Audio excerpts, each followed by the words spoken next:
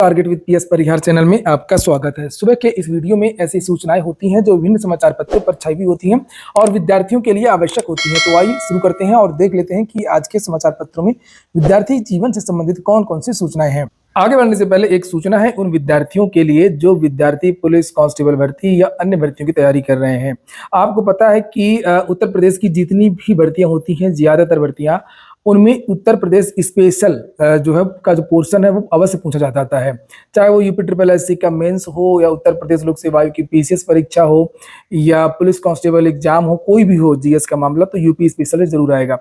तो उसके लिए यहाँ पर एक काफी अच्छी पुस्तक आई है, ग्लोबल टेक ग्रुप की क्विक रिवीजन। ये काफी अच्छी पुस्तक है। सामान्य ज्ञान की उत्तर प्रदेश ऐतिहासिक, भौगोलिक, आर्थिक, राजनीतिक, सांस्कृतिक एवं जनजातियों से संबंधित तथ्यों का विस्तृत प्रस्तुतिकरण दिया गया। सभी कापी किताबों जो भी दुकानें हैं प्रयागराज या अन्य शहरों की, वहां पर ये बुक मिल जाएगी ग्लोबल टेक ग्रुप की। और अगर आप लोग ऑनलाइन मंगवाना चाहते हैं तो उसकी लिंक मैंने डिस्क्रिप्शन बॉक्स और कमेंट बॉक्स दोनों जगह उपलब्ध करा दी है। तो यहाँ पर आप लोग देख सकते हैं उत्तर प्रदेश का ये पूरा इतिहास है, उत्तर प्रदेश का बजट है, उत्तर प्रदेश की जलवायु कवर किया गया है, इसमें परिवहन, संचार के साधन, शिक्षा, चिकित्सा, जनजातियां, सारा का सारा जो सिलेबस इसमें कवर किया गया। और एक बात बताऊं कि इसमें उत्तर प्रदेश का करंट अफेयर, ये देखिए, क्योंकि जो करंट अफेयर वाला भाग है ना, तो वहां पर यूपी स्पेशल से संबंधित करंट अफेयर पूछा जाता है। तो ये आपके लिए पुलिस कांस्टेबल का जो एग्जाम होने वाला है उसमें बहुत काम आएगा, यूपी से संबंधित है। और ये देखिए आप लोग, यूपी पुलिस की जब बात हो रही है, मैं आपको बता दूं कि यूपी पुलिस कांस्टेबल के ग्लोबल टेक ग्रुप की अलग से भी बुक आती है, प्रैक्टिस सेट। इसी का आप लोग यहाँ पर ये देख सकते हैं। पुलिस कांस्टेबल एग्जाम में जिस प्रकार के प्रश्न होते हैं, जो सिलेबस होता है, उसके हिसाब से ये पुस्तक तैयार की गई है। इसकी भी लिंक मैंने डिस्क्रिप्शन बॉक्स में दे दिया है,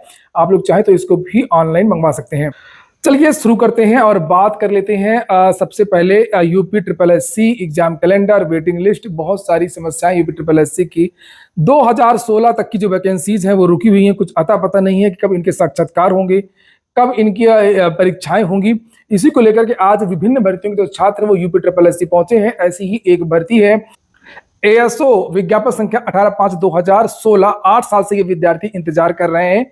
2016 की एएसओ की भर्ती है। अभी इन विद्यार्थियों का साक्षात्कार होना है और ये ज्ञापन तैयार करके लोग बैठे हुए हैं। छात्र यूपी ट्रिपल एससी पीके भवन के बाहर लेकर 8 वर्ष से अधिक। ये ओम नारायण सिंह जो इस समय कार्यवाहक चेयरमैन है, ये आप देख सकते हैं। लिखा विज्ञापन संख्या 18/5/2016, साक्षांकीय अधिकारी एएसओ 2016 के पदों के साक्षात्कार प्रारंभ न कराए जाने के संबंध में। और इसमें पद मात्र 85 हैं और इस भर्ती को भी ये लोग नहीं कंप्लीट कर पा रहे हैं। ये मैं जो तस्वीरें आपको दिखा रहा हूँ, ये पीके भवन की अभी की तस्वीरें हैं सुबह की। और सन्नाटा है, लेकिन छात्र पहुंच गए हैं, छात्र यहाँ पर बैठे हुए हैं। और इसमें आज एक और भर्ती के छात्र जो खास तौर से आ रहे हैं वो है कंबाइंड टेक्निकल। ये भर्ती भी 2016 की है। ये एएसओ 2016 अभी आपने देखा, और कंबाइंड टेक्निकल की भर्ती 2016 की है, उसके भी छात्र यहाँ पर पहुंच गए हैं। ये देख सकते हैं आप लोग, ये कंबाइंड टेक्निकल के भी विद्यार्थी हैं, ये एएसओ की विद्यार्थी हैं और बहुत सारे जो छात्र हैं आज ये सब पीके भवन पहुंच चुके हैं और अपनी अपनी भर्तियों को लेकर के ये विद्यार्थी पहुंचे हुए हैं। लेकिन खास तौर से जो मांग है यहाँ पर कि यूपी ट्रिपल एससी जितनी भी पुरानी भर्तियां हैं, सारी भर्तियों को जो भी लंबित भर्तियां हैं उनको कंप्लीट करवाए। अब जो भी भर्तियां हैं उनका एग्जाम कैलेंडर जारी करे। प्रतीक्षा सूची विद्यार्थियों की प्रमुख मांग है, प्रतीक्षा सूची भी जारी करे। और इसको लेकर के बहुत सारे मामले कोर्ट में भी जाते रहते हैं वेटिंग लिस्ट को लेकर के। 1999 का एक आदेश आया था कि अगर राज्य सरकार चाहे तो वो प्रतीक्षा सूची एकल पद जिस भर्ती में होते हैं उसमें जारी कर सकती है, और जिसमें अनेक प्रकार के पद होते हैं अलग अलग विभाग के, तो उसमें जारी करना मुश्किल, तो उस पर रोक लगा दी गई थी हाईकोर्ट के द्वारा। तो इस तरीके का कुछ मामला है, लेकिन जो है प्रतीक्षा सूची की फिलहाल बात हो रही है। और जो यूपी ट्रिपल एससी मार्कशीट जारी नहीं करता है, ये भी विद्यार्थियों ने एक मांग रखी है। तो यूपी ट्रिपल एससी अंक पत्र जारी करे और यूपी ट्रिपल एससी प्रतीक्षा सूची जारी करे, भर्तियों का कैलेंडर जारी करे कि कौन कौन सी भर्तियां आने वाली हैं, इन भर्तियों की कौन परीक्षाएं कब होंगी। और आज उम्मीद है कि विद्यार्थियों की जो संख्या है वो ज्यादा होगी, और भले विद्यार्थियों को अपनी अपनी भर्तियों से मतलब हो। और ये जो विद्यार्थी हैं वो सब अपनी अपनी भर्ती का यहाँ पर पोस्टर भी लेकर के गए हैं। पीके भवन में हो रहा है अत्याचार, नहीं रिजल्ट का कोई आसार, अरे आयोग चुप्पी छोड़ो, 8 साल का व्रत तोड़ो, अब अभ्यर्थी हुआ लाचार, कर दो अब तो बेड़ा पार। 2016 की वैकेंसी, ये 2 वैकेंसी मैंने आपको दिखाई, एएसओ 2016 और कंबाइंड टेक्निकल 2016। अब ये सोचने वाली बात है कि आखिरकार 8 साल पुरानी भर्ती को कंप्लीट क्यों नहीं किया जा रहा है।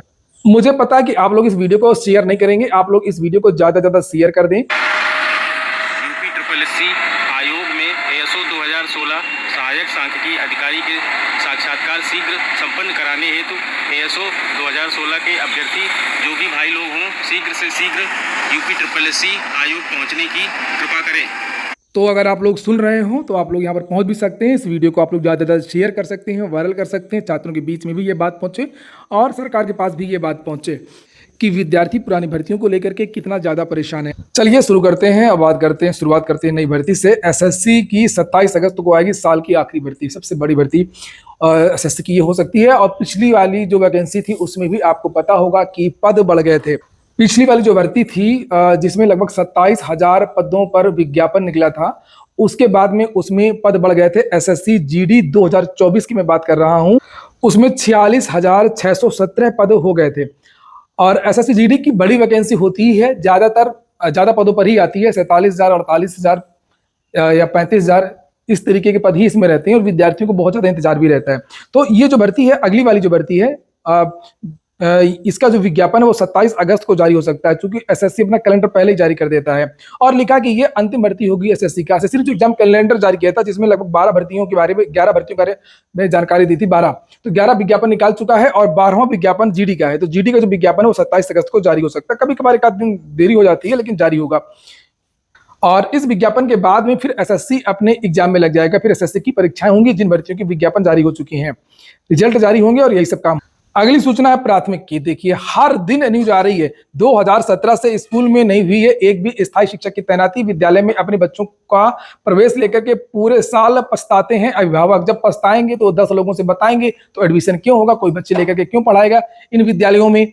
और हालांकि अभी संसद में ये मांग हुई थी कि जितने भी अधिकारी हैं, नेता हैं, इनके बच्चे भी प्राइमरी में पढ़े, तभी कुछ सुधार हो पाएगा। और ये देखिए यहाँ पर नीचे लिखा हुआ है, कुछ यही हाल सिरसिया विकास क्षेत्र के उच्च प्राथमिक विद्यालय चिल्हरिया का है। यह विद्यालय शिक्षक विहीन है और महज एक महिला अनुदेशक के भरोसे ही चल रहा है। तो कहीं पर ये श्रावस्ती का मामला है, तो कहीं पर लखनऊ का मामला है, तो कहीं पर वाराणसी का मामला है, तो कभी प्रयागराज का मामला है, तो कभी मंत्री जी के गांव का मामला है। इस तरीके के बहुत सारे मामले हैं जहां पर जानकारियां निकल करके आती हैं कि बेसिक में अध्यापकों की भारी कमी है और कोई एडमिशन नहीं ले रहा है विद्यार्थी। और एडमिशन इसलिए नहीं ले रहा कि यहाँ पर ये देखिए लिखा, अभिभावक पछता रहे हैं क्योंकि यहाँ पर शिक्षक ही नहीं है, गुणवत्तापूर्ण शिक्षा ही नहीं मिलती। जब शिक्षक ही नहीं रहेंगे तो अनुदेशक या शिक्षा मित्र कभी कभार किसी विद्यालय को पकड़े हुए उनके भरोसे के विद्यालय चल रहे हैं। यही पेपर के माध्यम से जानकारियां निकल करके आ रही हैं। लिखा, चिल्हरिया निवासी नजर अली का कहना है कि गांव में ही स्कूल होने के कारण लोगों ने अपने बच्चों का नामांकन विद्यालय में कराया, लेकिन विद्यालय में एक भी शिक्षक नहीं है। ये भी नहीं आप लोग शेयर करें तो इसको शेयर कर दीजिए आप लोग। नई शिक्षक भर्ती के लिए चलाया अभियान। कल प्राइमरी के लिए जो ट्विटर पर अभियान चलाया था, जिसको लेकर के मैंने कल कई वीडियो भी बनाए थे।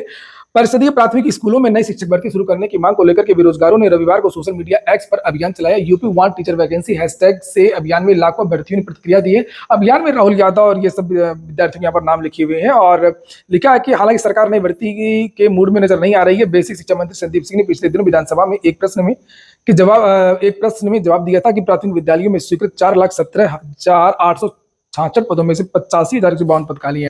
तो ये कल लगभग 1,15,000 या 1.25 के आसपास जो है ये ट्वीट हुए थे, जिसे आप यहाँ पर देख सकते हैं। बिहार सरकार ने फिर से घोषणा की है 1,22,703 पदों पर जल्द बहाली होगी। और एक पुलिस कांस्टेबल की एक पुरानी भर्ती इनकी जो चल ही रही है लगभग 21,000 पदों पर, और ये नई भर्ती की घोषणा भी इन्होंने कर दी है, क्योंकि इनको 12 लाख भर्तियां पूरा करना है विधानसभा चुनाव के पहले 2025 की शुरुआत में ही बिहार में विधानसभा के चुनाव है और वहां पर रोजगार एक बड़ा मुद्दा है। निकायों में 53,000 और कर्मी चाहिए। लेकिन प्रदेश के निकायों में शहरी सुविधाएं देने के लिए जरूरत भर के कर्मचारी भी नहीं है। स्थिति है, कर्मियों की कमी की वजह से जुगाड़ के सहारे निकायों को काम चलाना पड़ रहा है। शहरी सुविधाएं बेहतर करने के लिए निकायों के पास 53,352 कर्मियों की और जरूरत बताई गई है। भारत के नियंत्रक एवं महालेखा परीक्षक कैग की रिपोर्ट में इतने कर्मियों की कमी बताई गई है। कैग की रिपोर्ट में कर्मियों की कमी का बिंदुवार जिक्र भी किया गया है और बताया गया है कि कहां पर कितनी भर्तियां होनी चाहिए, कितने पद रिक्त हैं। डीएलएड के बारे में कोई जानकारी निकल करके नहीं आ रही है कि आखिरकार डीएलएड में एडमिशन इस बार देरी क्यों हो रही है। लेकिन डीएलएड प्रवेश का पता नहीं है। बेरोजगार परेशान है। प्रदेश की प्राथमिक और उच्च प्राथमिक विद्यालयों में सहायक, आप लोगों ने वीडियो को लाइक नहीं किया तो लाइक बस कर दें। प्राथमिक और उच्च प्राथमिक विद्यालयों में सहायक अध्यापक भर्ती के लिए अनिवार्य डिप्लोमा इन एलिमेंट्री एजुकेशन या पूर्व में बीटीसी प्रशिक्षण के 2024-25 शैक्षणिक सत्र में प्रवेश का कुछ पता नहीं चल रहा है। प्रवेश की सूचना जारी नहीं होने से बेरोजगार परेशान है और यही कारण है कि तमाम अभ्यर्थी एमए या स्नातक दूसरे पाठ्यक्रमों में प्रवेश लेने पर विचार कर रहे हैं। पिछले साल डीएलएड में प्रवेश के लिए ऑनलाइन आवेदन जून में शुरू हो गए थे। लिहाजा देखा जाए तो इस बार प्रक्रिया 2 महीने लेट हो गई है। जानकारी मिली है कि इसमें कुछ बदलाव होना है। शासन की ओर से अनुमति अभी नहीं मिली है। बदलाव ये होना है कि दूसरे राज्यों को भी अब यहाँ पर प्रवेश दिया जाएगा डीएलएड करने के लिए। अभी तक ये नियम नहीं था और ये ऐसा इसलिए किया जा रहा है क्योंकि पिछली बार 70,000 से ज्यादा सीटें खाली रह गई थी। खाली क्यों रह गई थी? क्योंकि प्राइमरी की वैकेंसी नहीं आ रही है।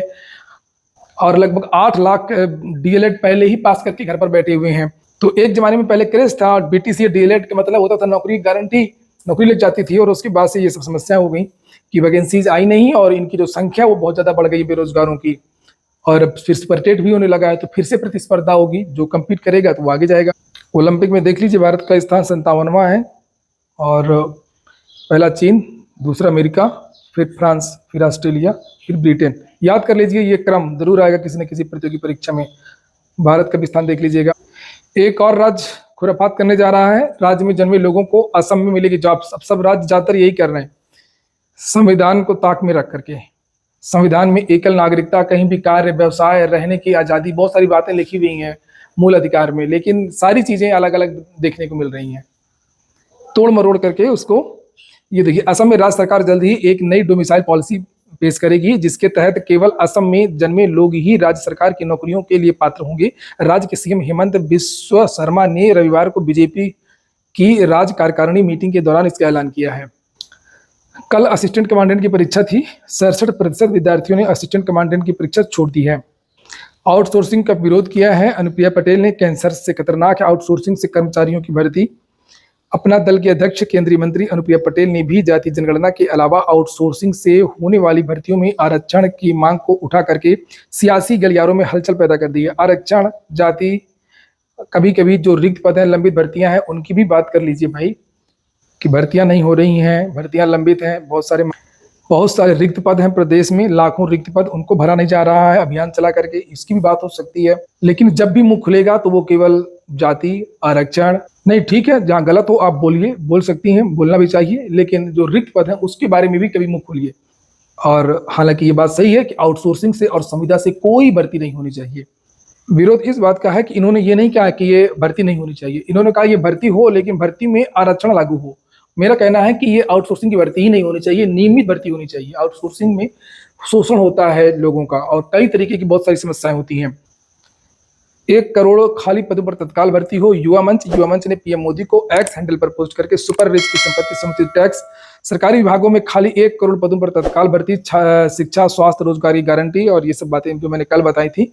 युवा मंच अभियान चला रहा है, पार्क में, लाइब्रेरीज में, कोचिंग में और हॉस्टल्स में जाकर के, और विद्यार्थियों से चर्चा पर चर्चा कर रहा है। और ज्यादातर विद्यार्थियों को यही कहना है कि सरकार जो है वो रिक्त पदों को भरने को लेकर के संजीदा नहीं है, पर जबकि प्रदेश में बहुत सारे जो पद हैं वो रिक्त हैं। तो ठीक है दोस्तों, देखते हैं आज क्या हवन पूजा होती है, यूपी SSSC में क्या चीजें होती हैं। विद्यार्थी तो पहुंच गए हैं।